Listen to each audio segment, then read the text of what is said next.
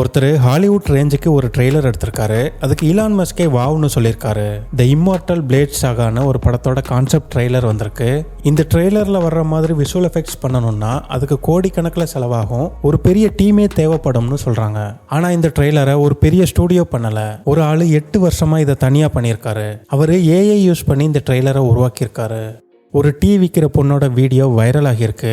நேபாளில் ரோட்டோரமாக ஒரு பொண்ணு டீ விற்றுருக்காங்க. அந்த பொண்ணு light blue salwar white dupatta போட்டிருந்தாங்க.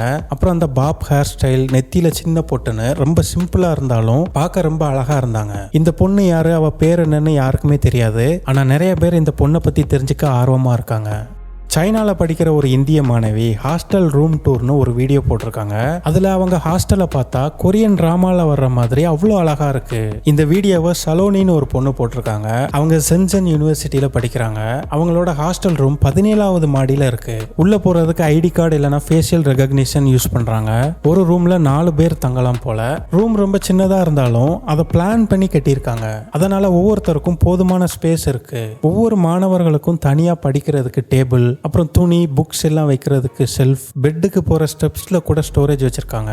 காமன் பாத்ரூம், லாண்ட்ரி ஏரியான்னு எல்லாமே சுத்தமா இருக்கு.